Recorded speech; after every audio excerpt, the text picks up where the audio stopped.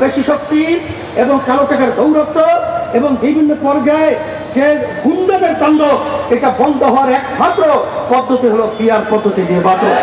আপনারা দেখেছেন যে আজকে সুজন নামক একটা সংস্থা, যারা সাধারণ মানুষ বাংলাদেশে তাদের কাছে জরিপ করেছে, সেই জরিপের ভিতরে ৭১% মানুষ তারা পিআর পদ্ধতিতে নির্বাচন চায়।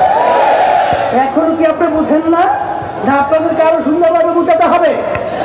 আমরা পরিষ্কার বলছি, এখন কিন্তু সর্বশ্রেণীর মানুষ, সাংবাদিক এবং সর্বমহলে সকলের দাবি হলো পিআর পদ্ধতি নির্বাচন বাংলাদেশে অনুষ্ঠিত হতে হবে এবং সংস্কার দৃশ্যমান হতে হবে এবং জুলাই 6 আইনি তার স্বীকৃতি দিতে হবে। অন্তর্বর্তীকালীন সরকার সম্মানিত প্রধান ডক্টর ইউনূস সাহেব জেনে রাখেন যে বাংলাদেশ যখন নাকি একটা অশান্তির আগুন সর্বত্র ধাউ ধাউ করে জ্বলছিল, তখন কিন্তু ছাত্র জনতা তখন তারা রাস্তায় নেমে এসেছিল এই অন্যায়, এই বৈষম্য এবং এই খুব খারাপি থেকে দেশকে মুক্তি করার জন্য।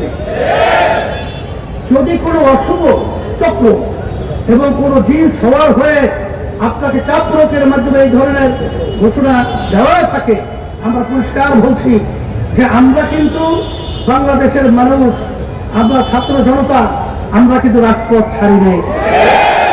আমরা কিন্তু রাজপথে আসি যতক্ষণ পর্যন্ত আমাদের এই দেশ সুন্দর না হবে, আমাদের কাঙ্ক্ষিত সংস্কার বাস্তবায়ন না হবে, যতক্ষণ পর্যন্ত বিচার খুনিদের দৃশ্যমান না হবে, ততক্ষণ পর্যন্ত পূর্বের নিয়মে এই নির্বাচন বাংলার জমিনের ভিতরে হতে পারে না, হতে দেওয়া হবে না। আপনারা জানেন যে বাংলাদেশে ৫৩ বছর যে পদ্ধতিতে নির্বাচন হয়েছে, এই নির্বাচন পদ্ধতি সংস্কার হল প্রধান সংস্কারের মূল লক্ষ্য। এই সংস্কারটাই হল ৯১ দেশের মতো যেখানে পিআর পদ্ধতি নির্বাচনের মাধ্যমে সেই দেশ রাজনৈতিক অশান্তি, অরাজকতা, খুন খারাপি অনেকাংশে সুন্দর পরিবেশ